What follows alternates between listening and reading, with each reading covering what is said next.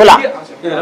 मराठी प्रश्न आहे. पश्चिम बंगालमध्ये घटनेनुसार आता ममता बॅनर्जी यांचं सरकार बरखास्त झालेले आहे. ममता बॅनर्जी ठाम होत्या राजीनामा न देण्यावर, पण आता नव्या मुख्यमंत्र्यांच्या शपथविधीचे आणि नव्या सत्तेचे बंगालला वेध लागलेले आहेत.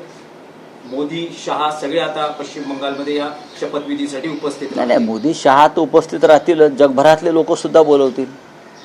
कारण मी कालच बघितलं की डोनाल्ड ट्रम्पने म्हणे मोदींचं अभिनंदन केलं आहे पश्चिम बंगाल जिंकल्याबद्दल.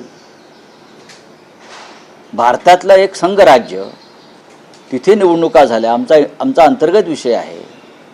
आणि त्यासाठी डोनाल्ड ट्रम्पला एवढे कष्ट का घ्यायची गरज? मुळात ती बातमी भारतीय जनता पक्षानं खोटी बातमी पसरवली की डोनाल्ड ट्रम्पने अभिनंदन केलं. कशा करता? पश्चिम बंगाल जिंकल्याबद्दल, आसाम जिंकल्याबद्दल. त्याच्यामुळे आज आम्ही डोनाल्ड ट्रम्पला एक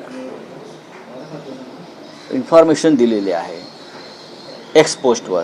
त्यांना आम्ही टॅग केलं आहे की कोणत्या परिस्थितीमध्ये भारतातली लोकशाही शेवटचे आचके देते हे आम्ही आज सांगितलं.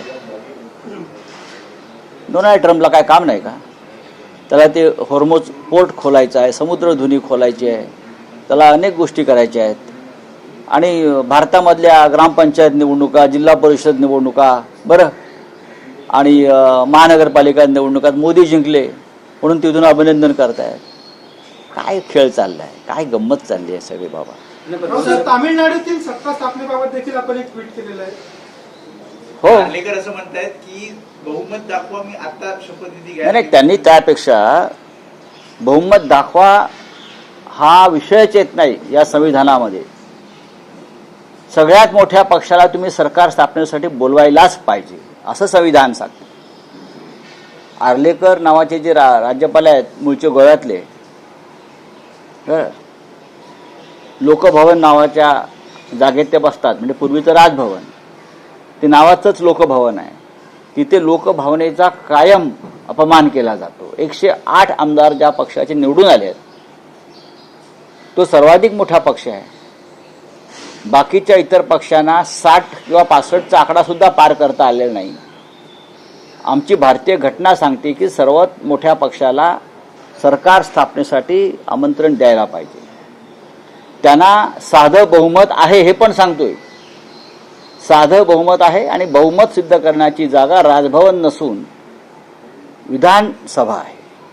मग मिस्टर कोश्यारीला कशा करता तुम्ही हे केलं? कोश्यारींनी पहाटेचा शपथविधी कोणत्या आधारावर केला होता? अजित पवार आणि देवेंद्र फडणवीसांचा. कोश्यारींनी उद्धव ठाकरे यांनी राजीनामा दिल्यावर देवेंद्र फडणवीस यांना कोणत्या आधारावर सरकार स्थापनेसाठी बोलवलं? बहुमत बघितलं होतं का? बहुमत कुठे सिद्ध होतं? बहुमत विधानसभेत सिद्ध होतं.